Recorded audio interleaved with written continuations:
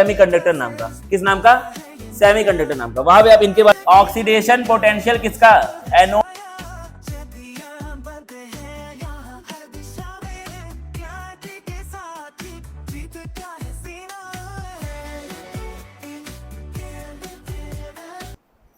शुरू करेंगे हमारा आज का लेक्चर।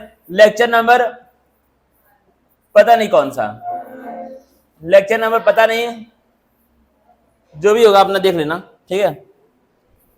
अब हमने थोड़ी पढ़ाई शी के बारे में की थी। किसके बारे में की थी? शी के बारे में हमने पढ़ाई की थी। We talked about she. अब हम शी के बारे में और बात करेंगे, ठीक है। अब हम उनके बारे में और बात करेंगे, देखना क्या बात है। यहां तक हमने इसको पढ़ लिया था, उसके बाद फिर ये आपका छूट गया था बीच में से। देखना बड़े ध्यान से क्या लिखा हुआ है। क्या था यहां पर? प्रेशर और कंसंट्रेशन दोनों क्या दिया गया था? यूनिटी। यूनिटी मतलब क्या था? 1। प्रेशर क्या होगा? 1 बार, और कंसंट्रेशन क्या होगी? 1 मोलर। और देखना क्या लिखा है। At 298 Kelvin, the EMF of the cell standard hydrogen electrode, second half cell constructed by taking standard hydrogen electrode as anode, reference half cell and the other half cell as cathode, gives the reduction potential of other half cell if the concentration of the oxidized and the reduced form of the species in the right hand half cell are unity। इसका मतलब समझना। अब क्या है, hydrogen को हम लोग, किसको?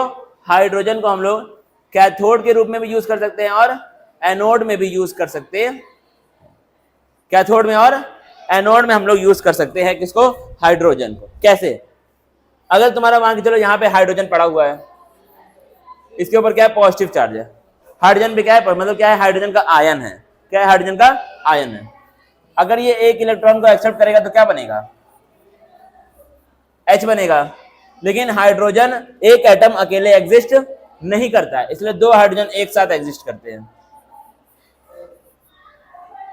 ठीक है। कभी भी हाइड्रोजन मोनो एटॉमिक नहीं होता, क्या होता है? डाई एटॉमिक होता है हाइड्रोजन। बाकी राजे पूरा मेरे दिमाग में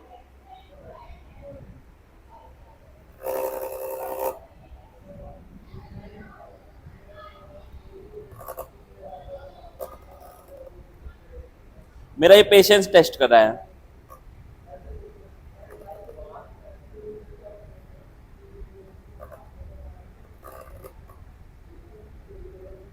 मैं खुद को रोक करके रखा हूं।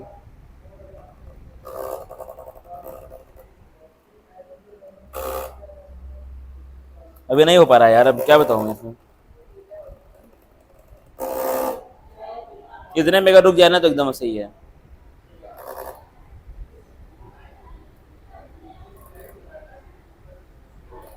आओ तो वहीं से मत आओ ना, कुछ करो। कमेंटेटरी देना तो आसान ही है वहां से। कमेंटेटर का काम आसान होता है, मेन जॉब होती है खिलाड़ी की। हाँ थोड़ा करो करो, टाइट करो। अरे उधर से होता है भाई, उसको घुमाने से होता है टाइट। देखो हो रहा है, उसको घुमाने से होता है टाइट। खींचो खींचो खींचो खींचो। 298 केल्विन। बाकी यार ये बहुत दिक्कत कर देगा मुझे, गर्मी इतना ज्यादा हो रही है। हो जाएगा ना? छोड़ो एक बार, छोड़ो।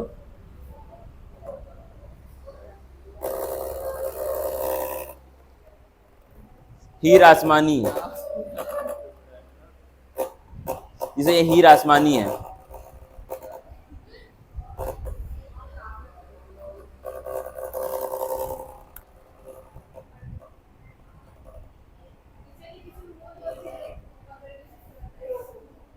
इसको खोल दो, क्या ऐसे हवा है डायरेक्ट।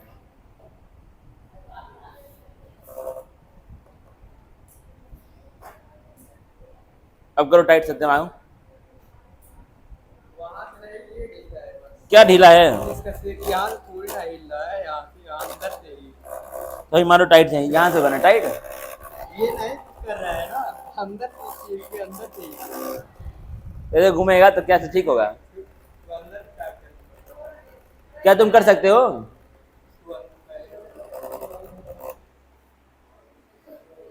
ऐसे सही है, लेकिन अब मुझे हवा ही नहीं आएगी इसकी। नीचे मुंह करके हवा लूंगा बीच बीच में। वैसे मजा नहीं आएगा, हवा हवा कुछ आएगी नहीं, क्या फायदा है।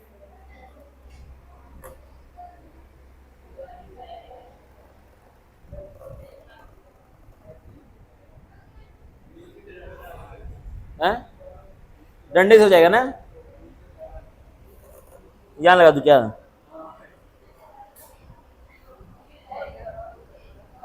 पकड़ लिया, रुक जाओ रुक जाओ।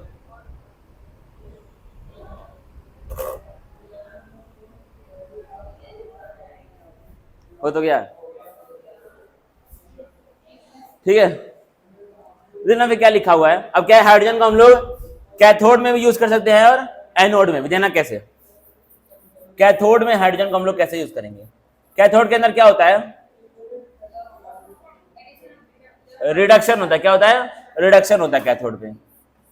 H+ है, एक इलेक्ट्रॉन को एक्सेप्ट करेगा तो क्या बना देगा, H बन जाएगा। लेकिन एक हाइड्रोजन का एटम अकेले एग्जिस्ट नहीं कर सकता है, इसलिए यहाँ पे हम लोगों को एक साथ दो दो लेने पड़ेंगे। तो क्या बन जाएगा, H2। और H2 गैस अकेले एग्जिस्ट करती है, तुमको पता है। अब क्या है, मान लो तुमने क्या किया, तुमको यूज करना है हाइड्रोजन को एनोड के रूप में। कैसे यूज करना है हाइड्रोजन को एनोड के रूप में, कैसे होगा आपका, 2 इलेक्ट्रॉन यहाँ पे क्या जाएगा 2H+। ये क्या हो गया, हाइड्रोजन को हमने क्या यूज किया, एनोड के रूप में, और यहाँ पे क्या किया हमने यूज हाइड्रोजन को कैथोड के रूप में। तो हम लोग हाइड्रोजन को दोनों तरह से यूज कर सकते हैं। अगर हम अपने इलेक्ट्रोकेमिकल सीरीज के ऊपर जाएं, किसके ऊपर जाएं, इलेक्ट्रोकेमिकल सीरीज पे जाएं, तो देखो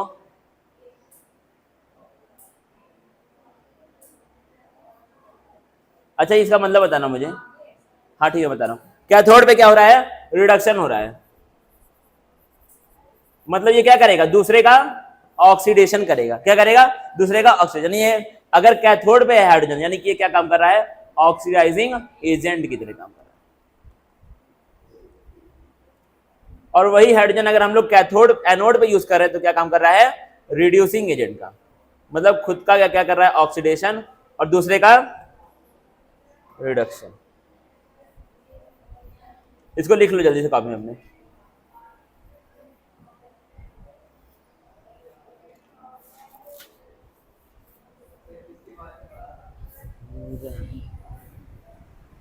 I am talking about her, she के बारे में।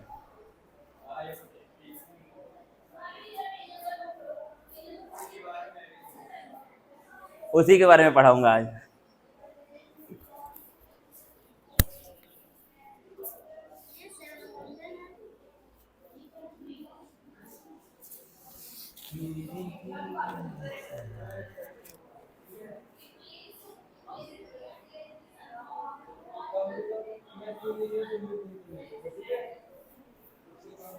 जल्दी लिखेंगे इसको।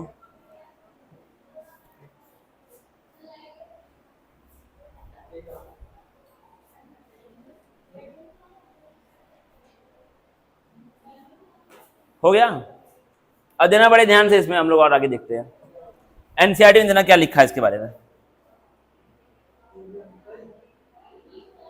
हाँ किटपिटिक देखो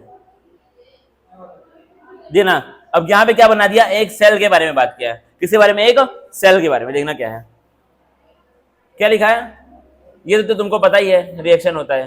क्या होता है, ER माइनस EL, मतलब left minus right minus left. As E.L for standard hydrogen electrode is 0। E0 क्या होता है, स्टैंडर्ड हाइड्रोजन इलेक्ट्रोड, मतलब C का E0 क्या होता है, 0 होता है। पता है तुमको, C का क्या होता है, E0 0 होता है। अब वो चाहे तुम उसको एनोड पे यूज करो या फिर कहां पे यूज करो, कैथोड पे। अब यहाँ पे क्या लिखा है, E.L लिखा है। इसका मतलब क्या है, E0L मतलब क्या किया, उसको एनोड के रूप में यूज किया। क्या किया, उसको एनोड के रूप में। तो उसका क्या होता है, E0L अगर हम लोग देखेंगे C का, तो क्या होता है, 0 ही होता है। आपको पता है ये चीज, C का 0 ही होता है। अब क्या लिखा देखना बड़े ध्यान से, the measured EMF of the cell is. अब यहाँ पे देखो ये प्लेटिनम कहां से आ गया, क्या चीज, यहां से प्लेटिनम कहां पे आ गया। ये प्लेटिनम क्या होता है, इनर्ट इलेक्ट्रोड होता है। ये क्या होता है, इनर्ट इलेक्ट्रोड। अब समझना इनर्ट इलेक्ट्रोड का काम क्या होता है, इसका यहां पे क्यों यूज होता है। Inert electrode. देना सर काम क्या है? क्या करता है ये? कभी भी रिएक्शन में पार्टिसिपेट नहीं करता है। रिएक्शन में पार्टिसिपेट ये आपका नहीं करता है। बस इसका काम क्या है? इसका काम है सरफेस एरिया प्रोवाइड करना, मतलब रिएक्शन हो सके उस एरिया को प्रोवाइड करने का काम कौन करता है? Inert electrode. क्योंकि हाइड्रोजन का कोई भी इलेक्ट्रोड नहीं बन सकता है, इसलिए क्या करेगा? हाइड्रोजन को चिपकने के लिए कोई जगह चाहिए, और वो जगह कौन देगा? इनर्ट इलेक्ट्रोड देगा। अब इसका प्लेटिनम का होता है, बहुत सारे मेटल्स का आपका ये बनता है, मोस्टली यहाँ पे क्या है? प्लेटिनम का बना है। देना क्या है? रिएक्शन में पार्टिसिपेट नहीं करता, मतलब does not reaction participate.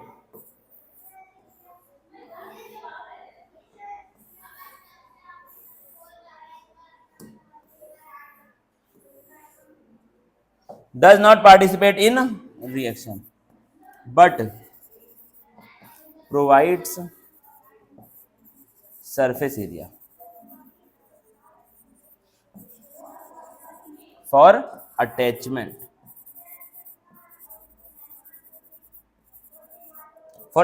of hydrogen like species. जिनका इलेक्ट्रोड नहीं बन सकता है उनको हम लोग यहीं से अटैच, वो लोग यहीं पे आके चिपक जाते हैं और फिर उनका इलेक्ट्रोलिसिस यहीं से होता है। इसलिए यहाँ पे क्या हुआ था? जब तुमने सी को देखा था ध्यान से, जब तुमने सी के चेहरे को देखा, तुमको क्या देखने को मिला था? ये क्या है तुम्हारा? ये प्लेटिनम का इलेक्ट्रोड बना है जहां पे हाइड्रोजन की सप्लाई लगातार की जा रही है, क्योंकि हाइड्रोजन का इलेक्ट्रोड अलग से नहीं बन सकता, इसलिए हाइड्रोजन इसको लगातार दिया जा रहा है। जो खेल होना होगा वो हाइड्रोजन के साथ यहाँ पर हो जाएगा। क्या होगा? हाइड्रोजन इससे आकर के चिपक जाएगा, जो भी रिएक्शन होना होगा वो इसके ऊपर यहाँ पर हो जाएगा। तो क्या है? हाइड्रोजन का इलेक्ट्रोड बनाना पॉसिबल नहीं है, इसीलिए हम लोग किसका यूज करते हैं? प्लेटिनम जैसे मेटल्स का यूज करते हैं। किस चीज के लिए? सरफेस एरिया के लिए। किसके लिए? सरफेस एरिया के लिए। लिखो इसके बारे में, सरफेस एरिया, जगह, जगह। पता नहीं क्यों इतना धीरे ये सब हो जा रहा है, मुझे कुछ समझ में नहीं आया। अच्छा लाइट गई क्या? लाइट चली गई, लाइन गई,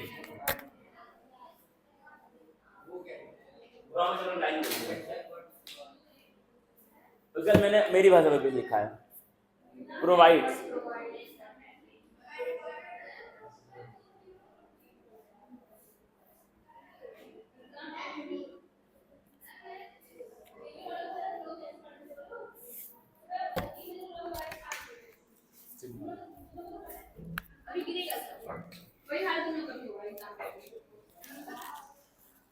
क्या मैं आगे बढ़ूं?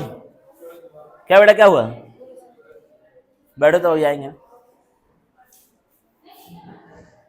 देखना बड़े ध्यान से इसमें क्या और हो सकता है।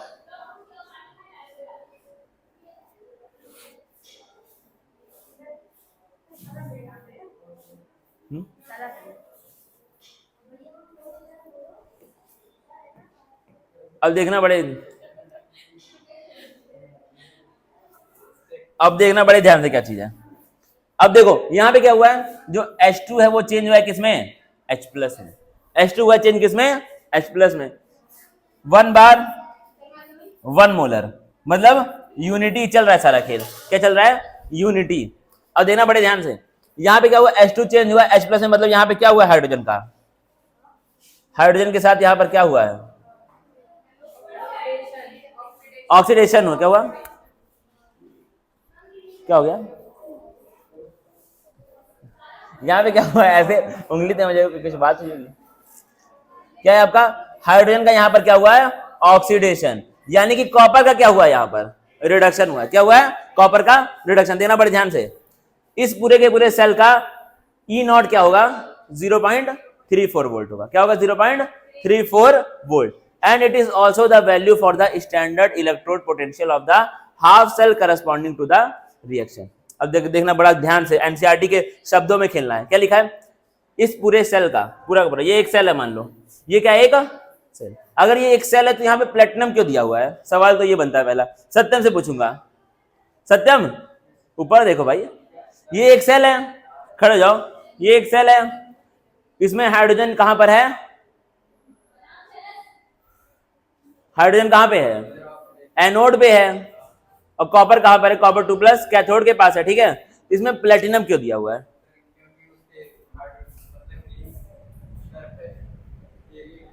किसके?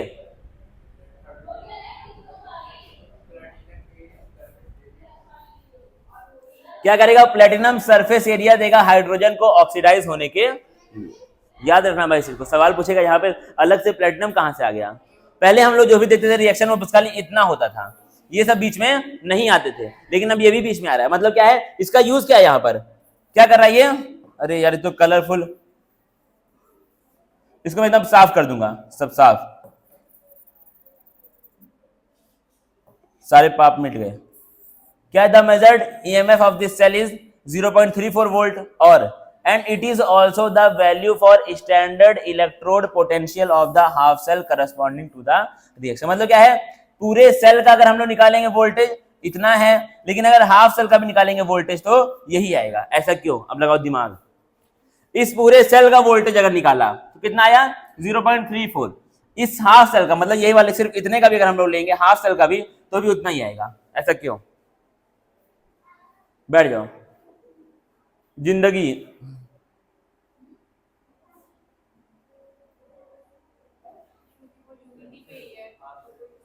क्योंकि हाइड्रोजन का तो क्या होता है? जीरो होता है। क्या होता है? जीरो होता है। जो बचा वो क्या बचा? बस इसी का तो बचा, तो वो 0.34 हो जाएगा। देखना भाई, एक हाफ सेल आपका एनसीईआरटी की बुक में दिया हुआ है, अभी तुरंत हमने पढ़ा। हाफ सेल, हाफ सेल नहीं भाई पूरा सेल है। एक इलेक्ट्रोकेमिकल सेल एनसीईआरटी की बुक में दिया है। क्या दिया है? इलेक्ट्रोकेमिकल सेल का मतलब क्या होता है प्रीति?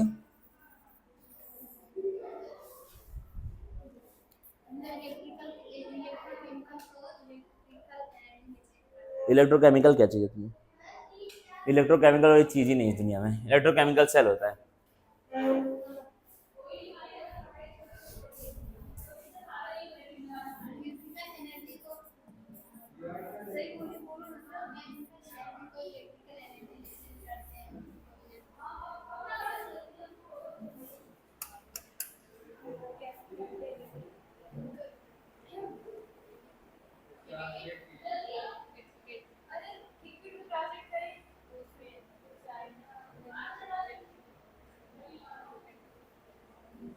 देना बड़े ध्यान से। तो ये क्या आपका एक इलेक्ट्रोकेमिकल सेल दिया एनसीईआरटी की बुक में, इसमें प्लेटिनम को यूज किया गया है। फिर क्या यूज किया? यहाँ पे क्या था? लेफ्ट हैंड साइड पे क्या था? किसमें चेंज किया?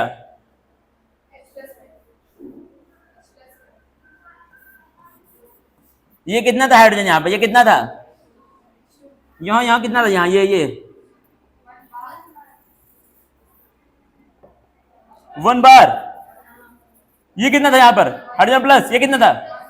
1 मोलर। और ये के बीच में क्या था? ये क्या है? ये क्या है? सॉल्ट ब्रिज है। क्या है ये? सॉल्ट ब्रिज है। उसका ये क्या है? यहाँ पर क्या था? यहाँ पे Cu। फिर क्या होगा? फिर क्या होगा? यहाँ पे क्या होगा? उसके ऊपर चार्ज क्या होगा? ये क्या है? एक इलेक्ट्रोकेमिकल सेल दिया आपके एनसीईआरटी के बुक में, ठीक है। अब देखना बड़े ध्यान समझना, अगर हम लोग को निकालना है ई नॉट सेल, क्या निकालना है? ई नॉट सेल, तो हम लोग क्या करते थे नॉर्मली? क्या करते थे? ऑक्सीडेशन पोटेंशियल किसका? एनोड का। जोड़ रहे हैं किसमें? रिडक्शन पोटेंशियल किसका? कैथोड। ठीक है, क्या नाम लिखा है? चिकमगालुर कॉल कर रहा है। अब चलो अब क्या ही कर सकते हैं उसमें, तो ओपी प्लस आरपी, ठीक है, ध्यान देना भाई। अब क्या है? ई नॉट सेल, इसका ई नॉट सेल, बैठ जाओ, इसका ई नॉट सेल वहां पे दिया हुआ है, कितना दिया है? 0.34। क्या दिया है? 0.34 वोल्ट दिया हुआ है। अब ये क्या देखना बड़े ध्यान से भाई, कुछ चीजों का आप बहुत ध्यान से देखेंगे। ये वाला पार्ट क्या है? तुम्हारा एनोड है, क्योंकि लेफ्ट में हम लोग हमेशा क्या लिखते हैं?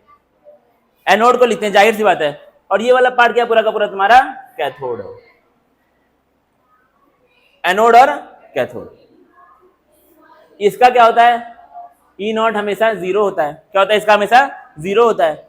और इसका तुमको अभी पता नहीं है, ई नॉट Cu2 प्लस है, Cu का तुमको पता नहीं है, वो एक अलग मैटर है, ठीक है। देखना ये कितना दिया? 0.34। ये होता है कितना? 0। तो कैथोड का क्या आ जाएगा? आरपी 0.34 आ जाएगा। क्या इतना तुमको आया समझ में? वही चीज एनसीईआरटी में लिखी हुई है, अंग्रेजी के शब्दों में। इसको मैं और अगर इसको मैं अच्छे से लिखूं प्यार से, क्या मैं लिख सकता हूं? E naught Cu2 plus a Cu is equal to कितना? ई नॉट सेल के बराबर। दोनों क्या, ये भी 0.34 इज इक्वल टू 0.34 वोल्ट। और समझ आया? ये चीज आपकी एनसीईआरटी की बुक में वहां पर लिखी हुई है पैराग्राफ में। अब देखना और क्या लिखा है, उसी की तरह और भी बहुत सारे मेरे ख्याल से एग्जांपल्स दिए हुए।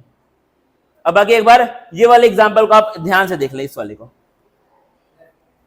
बताओ। अब सत्यम यहां तक देखना भाई, यहां तक, यहां नहीं, बस यहीं तक देखना, उसके बाद ज्ञान दिया हुआ है। सत्यम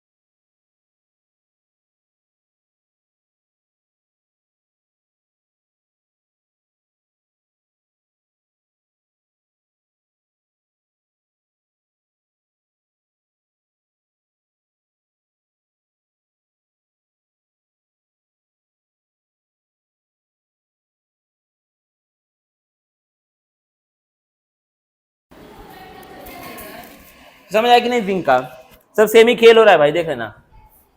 इसको मैं हटाऊंगा, फिर उसके बाद आऊंगा न्यूमेरिकल। न्यूमेरिकल नहीं है आज वैसे। क्या लिखा है? द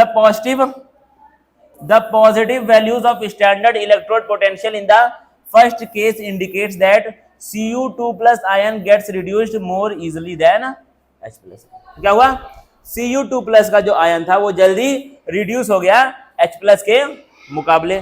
जाहिर सी बात है वो जल्दी हो गया, इसीलिए उसको हमने कहां पर रखा? कैथोड पे रखा। कहां पे रखा?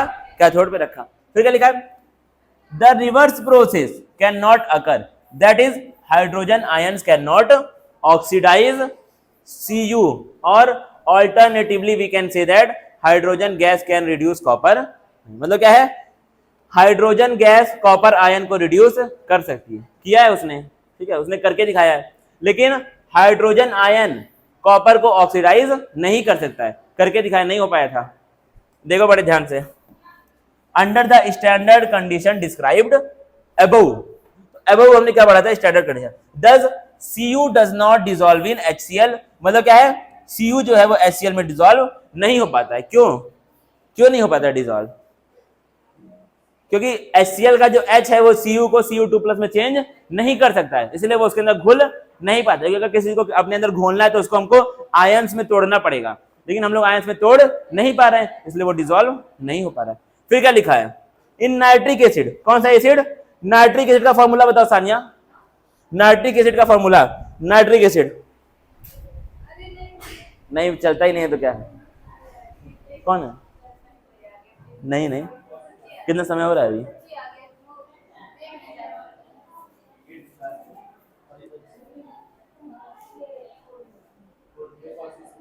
कहाँ तो पेरेंट्स होने से आए किसी के, अलग अलग टाइप के लोग हैं वो। आप बताएं नाइट्रिक एसिड का फॉर्मूला, माइक दूं, बताओ। नाइट्रिक एसिड का फॉर्मूला, अरे नाइट्रिक एसिड फॉर्मूला तो पता, बेसिक है, फॉर्मूला तो पता है, sulphuric acid, nitric acid, Chikmagalur acid, ये सब आपको पता होना चाहिए। आप बताइए नाइट्रिक एसिड का फॉर्मूला, HNO3, सिंपल बात है। अब देखना बड़े ध्यान से एक चीज, यहां पर क्या लिखा है, in nitric acid it is oxidised by nitrate ion and not by hydrogen ion. अब देखना, बहुत ध्यान से देखना पड़ेगा तुमको एक चीज,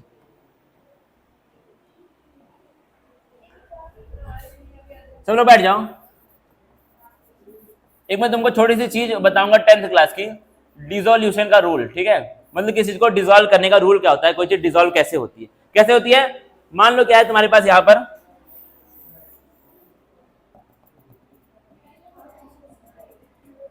यहां पे क्या प्रेजेंट है, HCl प्रेजेंट है, क्या प्रेजेंट है, इसमें तुमने क्या डाला, टिकट टिकट टिक, कॉपर डाल रहा है इसके अंदर भर भर के, क्या डाल रहे हैं, कॉपर। अब क्या है, ये कॉपर देना, हाँ सॉलिड फॉर्म में क्रिस्टल्स कॉपर। अब देना बहुत ध्यान से, ये कॉपर इसके अंदर तभी घुलेगा, इसके अंदर जाएगा तो, लेकिन घुलना मतलब क्या है, मिक्स हो जाए उसके अंदर, ठीक है, तभी मिक्स होगा जब क्या होगा, इसको ये आयन में तोड़ पाएगा। तो ये यहाँ पे HCl है, मतलब कैसे होता है, H प्लस और Cl माइनस, H प्लस और Cl माइनस। अब ये क्या है, अगर ये वाला हाइड्रोजन या फिर ये वाला क्लोरीन इस कॉपर को Cu2 प्लस में चेंज कर सकता है, तभी ये क्या होगा, इसके अंदर घुलेगा। इस कॉपर को Cu2 प्लस में चेंज करने का मतलब क्या है, इसको ऑक्सीडाइज कर देना, क्या कर देना, इसको ऑक्सीडाइज कर देना। अगर ये कर सकता है तभी ये इसके अंदर घुलेगा, सिंपल वाला, ठीक है। अगर ये नहीं कर सकता तो इसके अंदर घुलेगा नहीं। अब ये इसके अंदर नहीं घुलता है क्योंकि इस Cu को Cu2 प्लस में चेंज नहीं कर पाता, ना हाइड्रोजन ना क्लोरीन। अब देना बड़े ध्यान से, मान लो ऐसे ही सेम चीज हमने लिया यहां पर, इस मान लो कुछ और, इसका कोई कलर आ जाए, चिकिर। अब क्या ले तुमने, HCl की जगह पे क्या ले लिया, HNO3 ले लिया, नाइट्रिक एसिड ले लिया, HNO3 ले लिया, ठीक है। इसमें क्या होता है, H प्लस और Cl माइनस, H प्लस को हम लोग क्या बोलते हैं, हाइड्रोजन आयन, इसको हम लोग क्या बोलते हैं, क्लोराइड आयन, क्या बोलते हैं, क्लोराइड आयन। इसमें भी क्या होगा, H प्लस होगा और क्या होगा, NO3 माइनस। H प्लस क्या, हाइड्रोजन आयन, ये क्या है तुम्हारा, नाइट्राइड आयन, इसको हम लोग क्या बोलते हैं, सॉरी नाइट्रेट आयन, इसको हम लोग क्या बोलते हैं, नाइट्रेट आयन बोलते हैं। नाइट्राइड क्या होता है, नाइट्राइड आयन का मतलब N के ऊपर 3 माइनस, इसको हम लोग क्या बोलते हैं, नाइट्राइड आयन। वो क्या है, नाइट्रेट आयन, दोनों में अंतर है भाई, नाइट्रेट और नाइट्राइड, चिकिट। अब देना क्या है, अब इस फिर से तुमने क्या डाला, कॉपर के क्रिस्टल्स, कॉपर कॉपर और कॉपर। अब क्या होगा, ये हाइड्रोजन यहां पर कॉपर को ऑक्सीडाइज नहीं कर पा रहा था, ये हाइड्रोजन यहां पर भी कॉपर को ऑक्सीडाइज नहीं कर पाएगा, लेकिन कॉपर इसके अंदर फिर भी घुल जाएगा, क्योंकि इस बार कॉपर को ऑक्सीडाइज कौन करेगा, नाइट्रेट करेगा। कौन करेगा, नाइट्रेट करेगा, इसलिए कॉपर क्या इसके अंदर घुल गया है। अब आपने कॉपी में लिखेंगे, इसका नाम रखो सॉल्यूशन ए, सोल्यूशन ए, इसका नाम क्या है, सोल्यूशन जेड, मेरी मर्जी भाई, जी।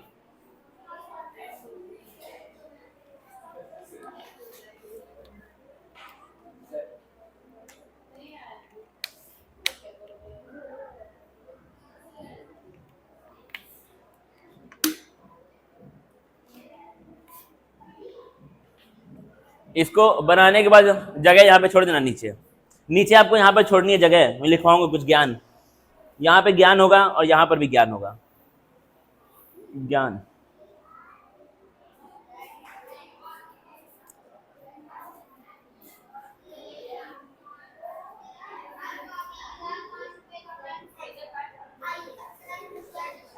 चलो अपना अपना पढ़ो सब लोग, सामने देखो, बैठ जाओ सब लोग, अपना अपना पढ़ो शांत होकर के।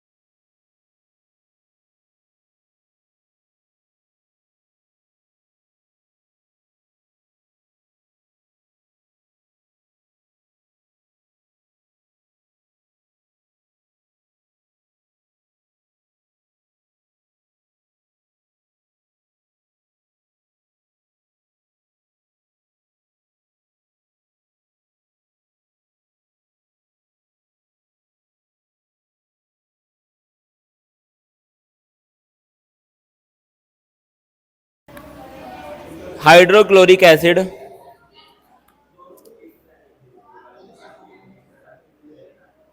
is present as solvent. Hydrochloric acid is present as solvent. Hello, mic check. Hydrochloric acid is present as solvent, and we try to dissolve copper inside it. We try to dissolve copper inside it.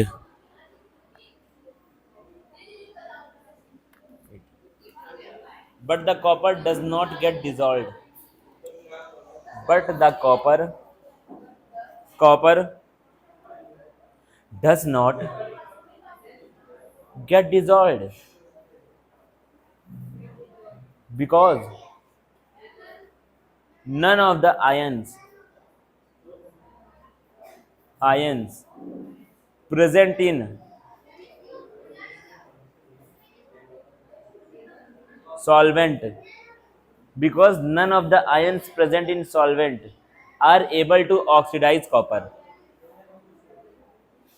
None of the ions present in solvent are able to oxidize copper. एक बार पढ़ो जो लिखा है।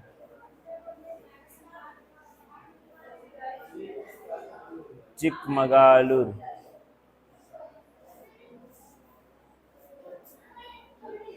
चिकमगालुर, चिकमगालुर। लिखो भाई, solution B के बारे में लिख लो जल्दी जल्दी, थोड़ा सा सॉल्यूशन जी के बारे में लिखिए आप लोग, बोलो in solution G, G in solution G nitric acid is present as solvent. B, sorry G, nitric acid is present as solvent, nitric acid is present as solvent and we try to dissolve copper inside it. Same चीजें है, शुरू की दो तीन line same है। And we try to dissolve copper inside it, हाँ मतलब उसी में, इसमें है, इसके बारे में है। हाँ, and we try to dissolve copper inside it.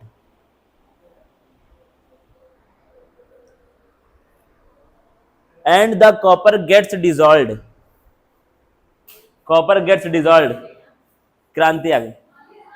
And the copper gets dissolved because तुम लोग इतना धीरे क्यों लिखते हो भाई? बिकॉज फिर तो वो भी तो ऊंची उसके लिए नहीं है। Because because nitrate ion present in solvent is able to oxidize copper. Solvent is able to oxidize copper. As simple as that. हो गया?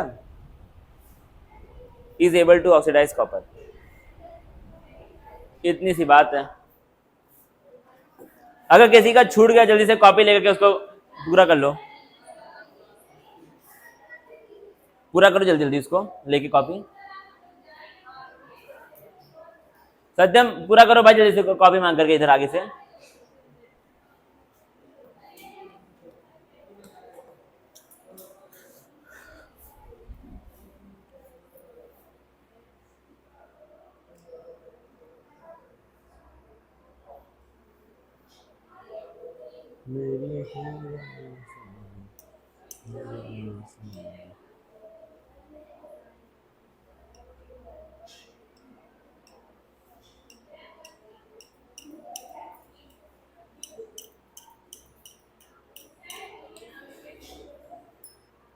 और ये वाला सवाल तुमसे एग्जाम में पूछ सकता है,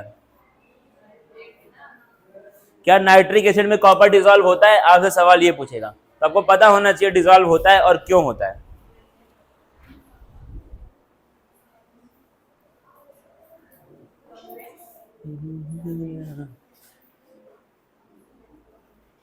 अब देखते हैं भाई इसके आगे, थोड़ा बहुत जो छूट गया उसको रोक देना, अभी बाद में फिर करेंगे। ठीक है, क्या लिखा है आपका? The negative value of standard electrode potential in the second case indicates that hydrogen ions can oxidise zinc, या फिर बोल सकते हैं zinc can reduce hydrogen ions. दोनों चीज हो सकती है।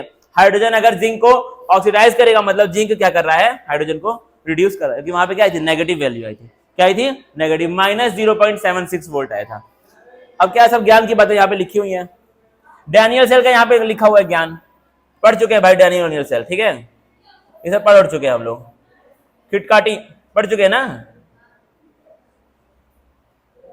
अब देखो बड़ी ज्ञान की चीज, देखो यहाँ पर क्या लिखा है जो हम लोग पढ़े अभी। समटाइम्स मेटल्स लाइक प्लेटिनम और gold are used as inert electrode, जो भी हमने लिख लिया था।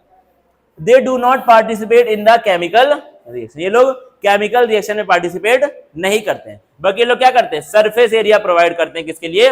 ऑक्सीडेशन और रिडक्शन रिएक्शन के लिए, और किसके लिए? कंडक्शन ऑफ इलेक्ट्रॉन्स के लिए। सिंपल सिंपल बातें हैं। अब यहाँ पे क्या हुआ था? आपका प्लेटिनम को यूज किया गया था हाफ सेल में, ठीक है, वो सब चीजें हम लोग पढ़ ही लिए हैं। फिर क्या लिखा आपका? With half cell reaction. अच्छा ये ऊपर मैंने कुछ छोड़ दिया क्या? अच्छा अरे यार क्या होता है मेरे साथ, मेरे साथ बहुत गलत गलत चीजें हो। हाँ क्या आपका? Platinum is used in the following half cell hydrogen electrode. यहाँ पे क्या किया था हमने? प्लेटिनम को यूज किया था। हाइड्रोजन का क्या हो रहा है? Oxy with half cell reaction. ये क्या आ जाएगी? हाफ सेल की रिएक्शन आ जाएगी। इसको मैंने बैलेंस किया था अगर तुमको याद है तो। H प्लस क्या कर रहा है? इलेक्ट्रॉन को एक्सेप्ट कर रहा है, क्या बन जा रहा है? H2। H2 तो बनेगा नहीं, हाफ H2 बनेगा, क्योंकि यहाँ पे एक ही हाइड्रोजन था, ये कट जाएगा तो कितना बचेगा? एक हाइड्रोजन बचेगा। ठीक है, ऐसे हम लोग बैलेंस भी करते हैं कई बार जिंदगी में। फिर क्या आपका? ब्रोमीन को यहाँ पे यूज किया गया था इलेक्ट्रोड के रूप में, तो क्या हुआ था? Br2 चेंज हुआ किसमें? Br माइनस में। यहाँ पे क्या हुआ मतलब? नहीं दूसरा आ गया, ये अलग चीज आ गई। Br2 चेंज हुआ Br माइनस, मतलब यहाँ पे ऑक्सीडेशन हो रहा है या फिर रिडक्शन हो रहा है? ऑक्सीडेशन या फिर रिडक्शन है। Br से क्या मान के चलो, Br यहाँ पे था, Br से बन गया Br माइनस, मतलब क्या हुआ है? न्यूट्रल है। यहाँ इसको एक इलेक्ट्रॉन मिल गया तो यहाँ पे क्या हुआ है? रिडक्शन हुआ है। यहाँ पे क्या हुआ था? सदन थोड़ा बताओ तो भाई, इसमें थोड़ा खड़े होकर बताओ, यहाँ पे क्या हुआ? यहाँ पर और यहाँ पे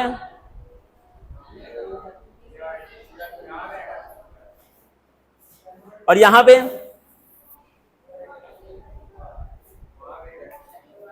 अदना क्या लिखा हुआ है, the standard electrode potential are very important for us and we can, अब ये सब आपका वही आ गया जो मैंने पढ़ाया था, ठीक है, इलेक्ट्रोकेमिकल सेलुलर आ गया होगा,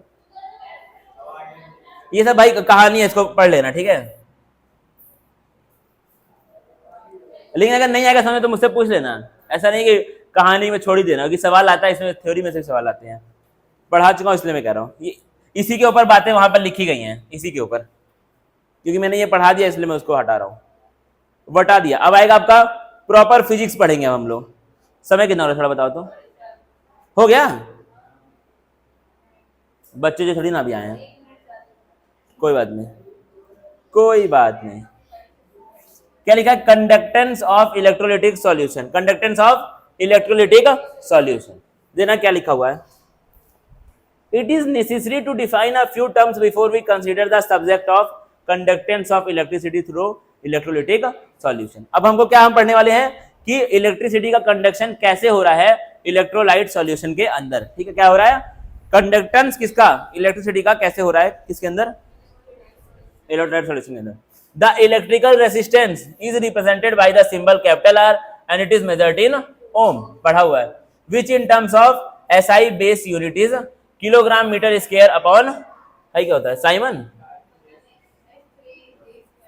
Simon square A, siemens cube A square, ठीक है, नहीं भाई साइमन ने मैंने कहा इसमें आ गया,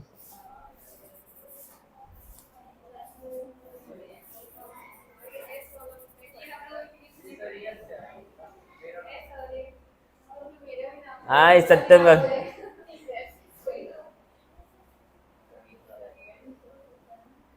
एस कहां से आ गया भाई, ये तो एस तो ओम and it is measured in ohm which in terms of SI base unit is equal to kilogram meter square upon Simon cube square a square, siemens ही है वो,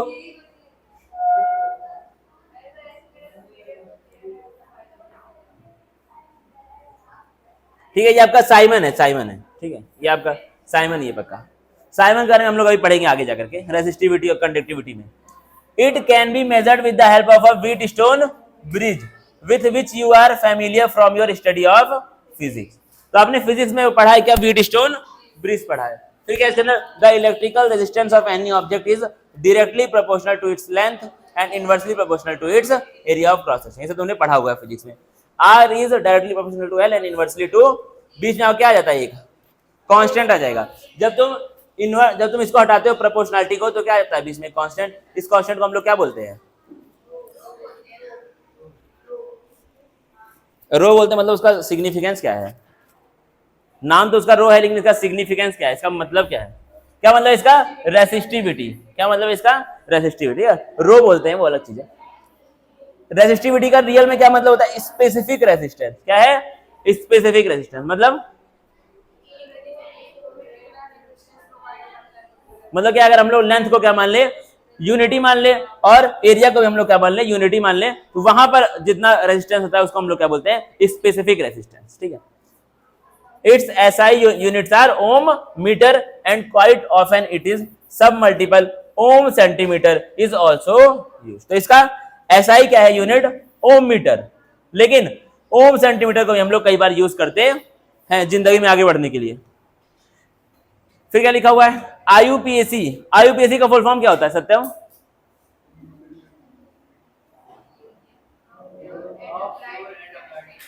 सत्यम से पूछा था, IUPAC recommend the use of term resistivity over specific resistance and hence in the rest of the book we shall use the term, तो आपका जो IUPAC है, कौन, आईयूपीएसी केमिस्ट्री का बाप जो है, जो सारा का सारा रूल करता है डिसाइड, उसने कि क्या बोला है, स्पेसिफिक रेजिस्टेंस को यूज मत करो, क्या यूज करो, रेसिस्टिविटी को यूज करो, इसीलिए आगे की बुक में हम लोग क्या यूज करेंगे, रेसिस्टिविटी यूज करेंगे।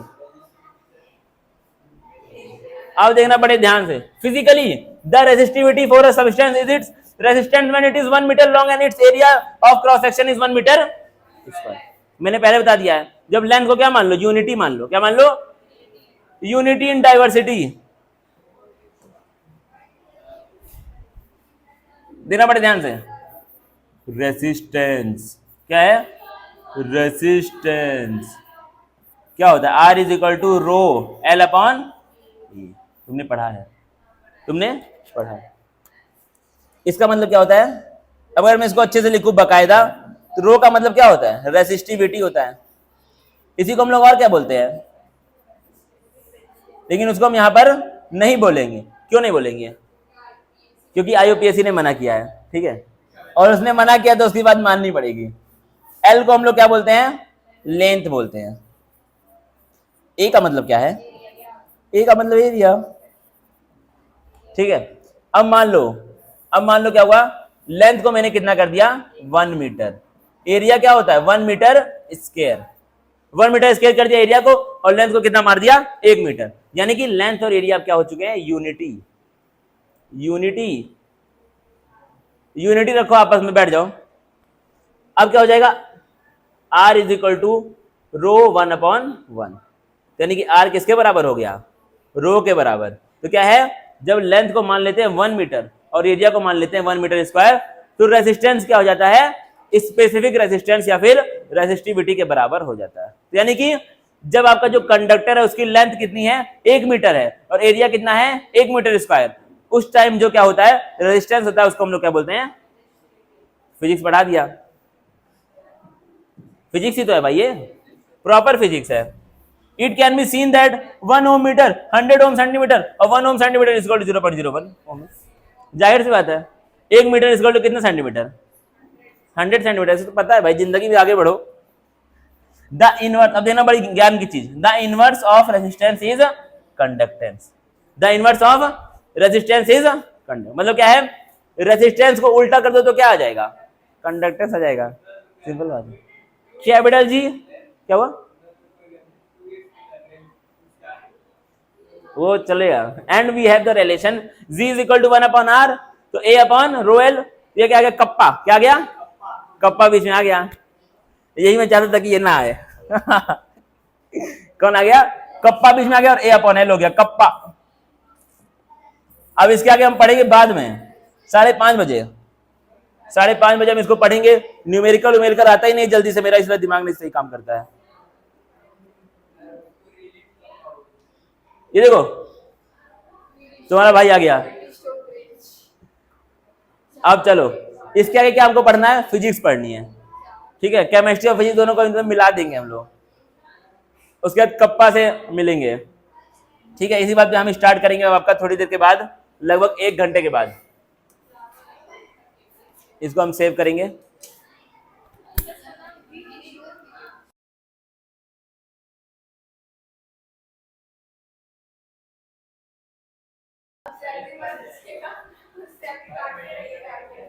अगर हम यहां पर देखें बहुत ध्यान से, क्या तुमको कुछ दिख रहा है, यहां पे तुमको वो दिख रहा होगा, द इनवर्स ऑफ रेजिस्टेंस क्या होता है आपका, कंडक्टेंस होता है। मतलब अगर हम लोग रेजिस्टेंस का उल्टा करेंगे तो क्या आ जाएगा, कंडक्टेंस। रेजिस्टेंस का सिंबल क्या है, कैपिटल R, इसका क्या है आपका, कैपिटल G। रिलेशन आ जाएगा जैसे तुम देख रहे हो। अब यहाँ पे क्या लिख दिया, कप्पा लिखा है, क्या लिखा है, कप्पा। कप्पा का मतलब क्या है, अगर हम लोग यहाँ पे देखें तो कुछ इस प्रकार है, A अपॉन रो एल, ये L है देखो, A upon rho L is equal to, यहाँ पे क्या आया, कप्पा A अपॉन, यानी कि कप्पा का मतलब क्या होगा, 1 अपॉन, कप्पा का मतलब क्या होगा, 1 अपॉन रो होगा, क्या होगा, 1 अपॉन रो होगा, जाहिर सी बात है। और कप्पा देखना, अब बड़े ध्यान देखना क्या लिखा हुआ है, the SI unit of conductance is siemens. Conductance की एसआई यूनिट क्या होती है, साइमन होती है, represented by the symbol S and is equal to ohm. तो यहां पे जो साइमन आया था वो तुमको यहां पर मिल गया, कैपिटल एस, और ये क्या होता है आपका, ओम इनवर्स के बराबर। मतलब रेजिस्टेंस का उल्टा क्या होता है, कंडक्टेंस, तो ओम का उल्टा क्या हो जाएगा, साइमन। जाहिर सी बात है ना, Simon go back, Simon Commission आई थी, पता है कि नहीं हिस्ट्री में। तो क्या है देखना, रेजिस्टेंस का इनवर्स क्या होता है, कंडक्टेंस होता है, पता है ना तुमको। यहां हम बीच में लिख देंगे इनवर्स। तो रेजिस्टेंस का यूनिट क्या है, ओम, क्या है, ओम, तो इसका भी क्या हो जाएगा, ओम इनवर्स। सिंपल बात है भाई, ठीक है, क्या है, सिंपल बातें यहां पर हो रही चल रही। कहानी, क्योंकि ये सब आप लोग फिजिक्स में पढ़ चुके हैं, इसलिए आपको कुछ भी भारी फील नहीं होगा बहुत ज्यादा। फिर क्या लिखा है आपका, द इनवर्स। अब देखो क्या है, रेसिस्टेंस का क्या था उल्टा, कंडक्टेंस, तो रेसिस्टिविटी का उल्टा क्या हो जाएगा, कंडक्टिविटी। सिंपल बात है, उसी को और क्या बोल सकते हैं, specific conductance, represented by the symbol K, यानी कि kappa. IUPAC has recommended the use of term conductivity over specific conductance, जो ज्ञान था पहले, and hence we shall use the term conductivity in the rest of the book. The SI units of conductivity are Simon meter inverse, but quite often kappa is expressed in Simon centimeter inverse. Centimeter inverse का मतलब Simon upon centimeter. Simon upon centimeter. Conductivity of a material in Simon meter inverse is its conductance when it is 1 meter long and its area of cross section. Simple सी बात है, जो हमने पढ़ा था resistance के मामले में, वही हम लोग यहाँ पे पढ़ रहे हैं कंडक्टेंस के मामले में। रेजिस्टेंस हम लोग क्या देखे थे, रेजिस्टिविटी, कंडक्टेंस में क्या देख रहे हैं, कंडक्टिविटी। सिंपल सिंपल बातें, कठिन कुछ नहीं है। It may be noted that 1 centimetre inverse is equal to 100 centimetre, sorry metre inverse, ठीक है, क्योंकि 1 मीटर में क्या होता है 100 सेंटीमीटर। ये सब आपका एकदम नॉर्मल चीज चल रही है, एकदम हलवा मतलब मान के चलो। अब इसमें से कुछ चीजें तुमको फाइंड करके लिखनी है, जो इंपॉर्टेंट चीजें दी हुई हैं, क्योंकि वो कहाँ पे काम आएगा, जिंदगी में आगे काम आएगा। और इस चैप्टर में डालो पहला हेडिंग रेजिस्टेंस,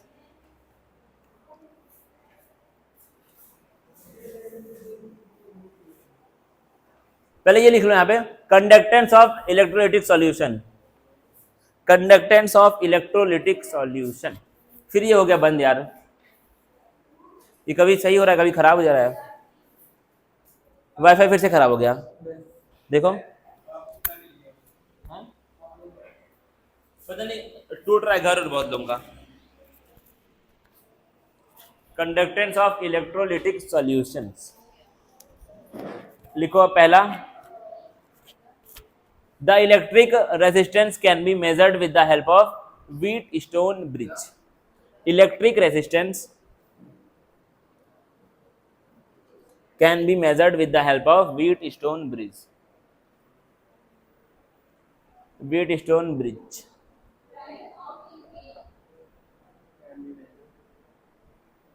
व्हीटस्टोन ब्रिज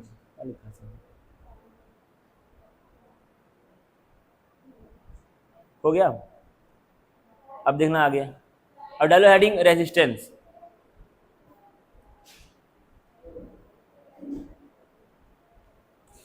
अगर रेजिस्टेंस का हम लोग डेफिनेशन लिखे तो क्या हो सकता है फिजिक्स के हिसाब से, मतलब दोनों में सेम ही है। रेजिस्टेंस का मतलब क्या होगा,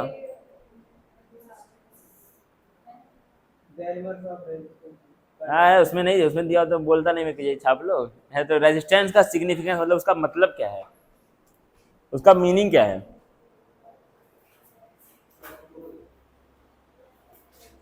अच्छा, रेजिस्टेंस का मतलब उसका लिटरल मीनिंग क्या होता है, मतलब किसी कंडक्टर का रेजिस्टेंस क्या होता है, मतलब जो भी प्रॉब्लम्स आए करंट को फ्लो करने में, उसी को हम लोग क्या बोलते हैं, रेजिस्टेंस बोलते हैं। लिखो, द ऑब्स्टिकल्स, ऑब्स्टिकल्स, ऑब्स्टिकल्स मतलब क्या होता है, द ऑब्स्टिकल्स ऑफर्ड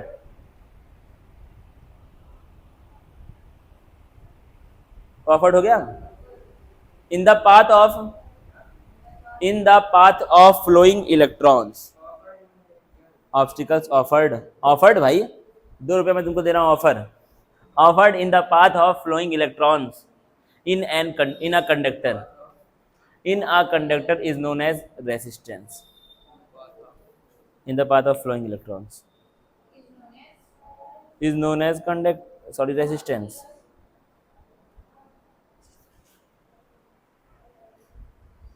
अब ये वो लिख दो वहां पे जो लिखा हुआ है, R is directly proportional to L upon A और R is equal to rho L upon A, दोनों लिख दो, रो एल अपॉन ए, एल अपॉन ए। रंग बिरंगा हो जाता है पूरा एनसीईआरटी, ब्लू हो जाता है व्हाइट की जगह पर। ब्लू का स्पेलिंग बताओ, चिकमगालुर का स्पेलिंग बताओ, चिकमगालुर। और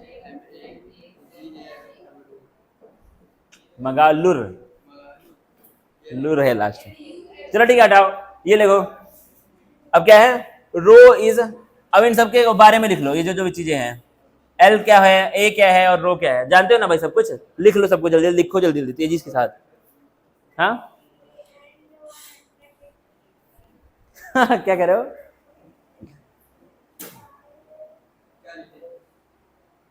इन सब के बारे में लिख लो, आर क्या चीज है, एल क्या है, ए क्या है, रो क्या है, रो, रहो, रहो, अब डालो heading resistivity.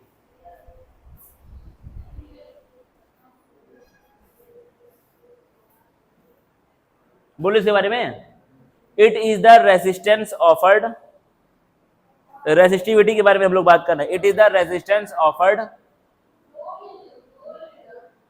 when the substance is 1 meter long, it is the resistance offered when the substance is 1 meter long,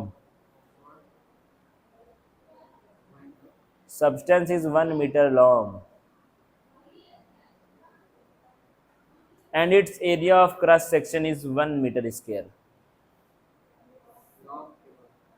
and its area of cross section is 1 meter square।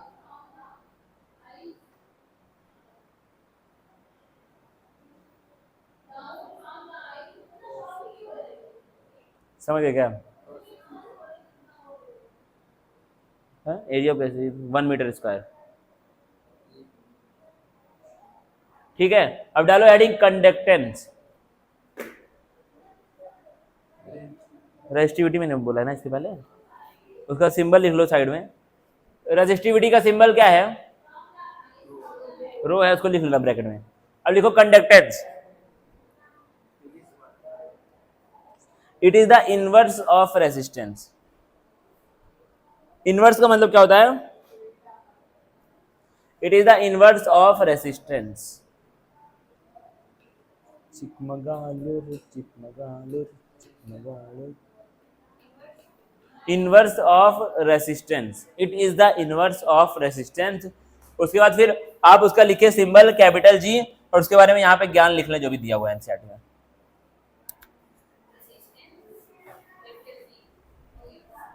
ये ज्ञान, ये इक्वेशन 2.18,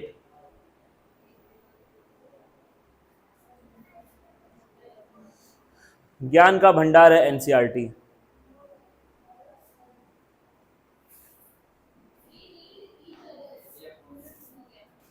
लिख लिया? अब लिखो, डालो हेडिंग कंडक्टिविटी, ये लिख लो, the SI unit of conductance is siemens, ये लिख लो। रेसिस्टेंस का क्या था एसआई यूनिट,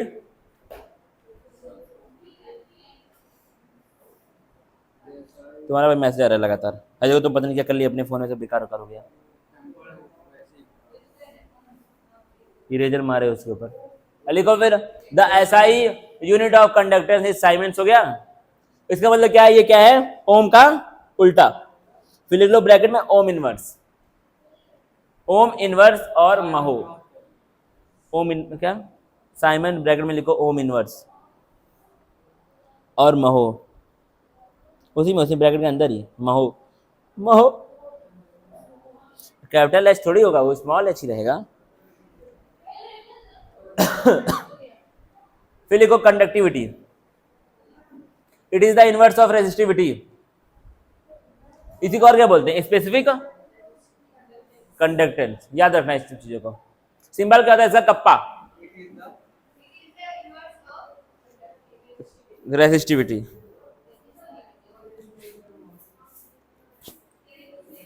उसका सिंबल लिख लो कप्पा, और उसका मतलब लिख लो, बस।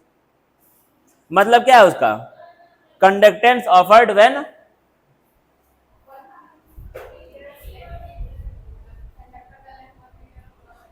बस लिख लिया भाई। अरे यार ये जो लिखा हुआ है ये लिख लो। कंडक्टिविटी के बारे में क्या होता है, when the length of the substance is 1 metre and area of cross section is 1 metre square. मैं बोल रहा हूं वो लिखो ना, it is the conductance offered, conductivity के बारे में बोल रहा हूं, it is the conductance offered when the length of conductor is 1 meter, when the length of conductor is 1 meter,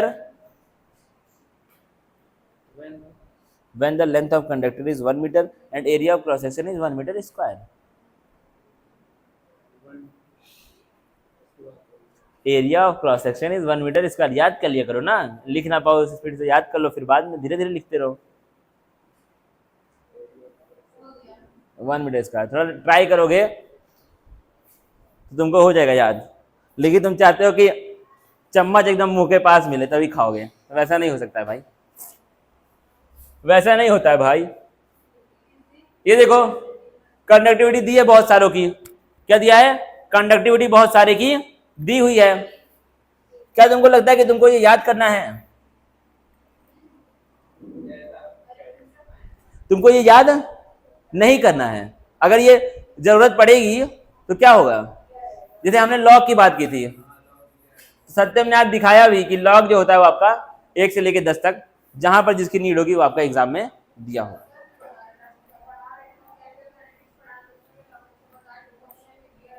दिया रहेगा। अब क्या लिखा है, इट कैन, क्यों मैथ में दे रहा है, मैथ में सवाल होगा सॉल्व करने का, लॉग का ही सवाल होगा तो आंसर दे देगा, तो फिर में फायदा ही क्या है। It can be scene from table 2.2 that the magnitude of conductivity varies a great deal and depends on the nature of the material. तो एक इंपॉर्टेंट चीज क्या है, जो कंडक्टिविटी होती है वो डिपेंड करती है किस पे, मटेरियल के नेचर पे, मतलब किस तरह का मटेरियल है उसके ऊपर डिपेंड करेगा क्या चीज, कंडक्टिविटी। फिर क्या लिखा है, it also depends on temperature and pressure at which the measurement are made. तो कंडक्टिविटी आपकी तमाम चीजों पे डिपेंड करती है, पहले किस पे, नेचर ऑफ मटेरियल पे, दूसरा क्या है टेम्परेचर पे, तीसरा क्या है प्रेशर पे। अब क्या है, materials are classified into conductors, insulators and semiconductors depending on the magnitude of their conductivity. इसे तुमको पढ़ा हुआ है। Metals and their alloys have very large conductivity and are known as conductor. Certain non-metals like carbon black, graphite and some organic polymers are also electronically conducting.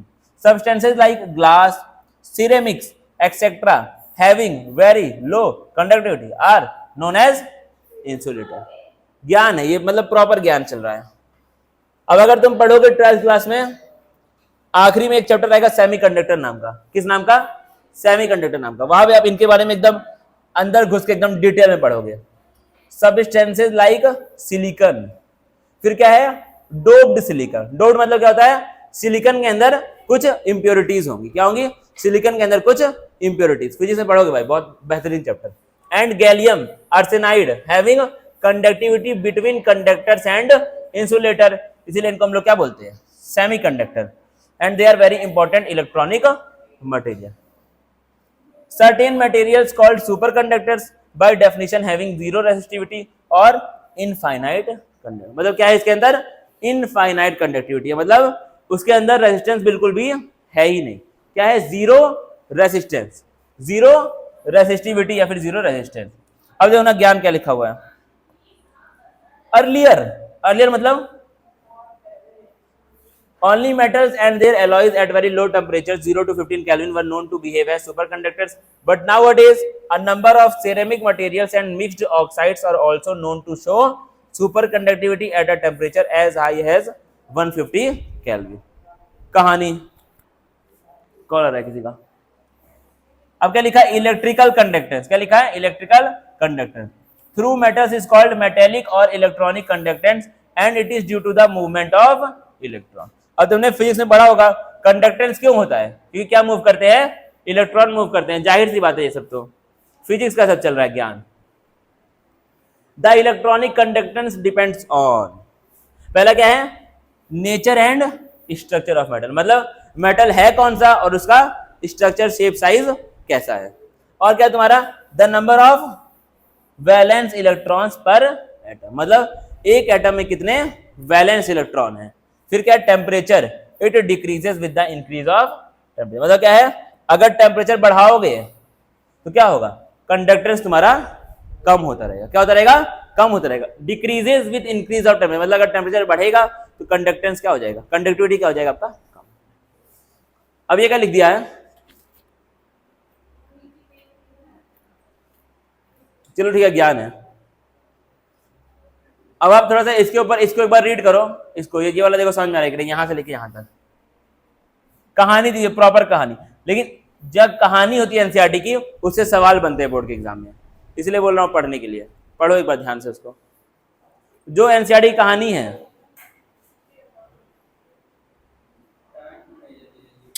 Time को बीतने दो, समय बहुत बलवान होता है।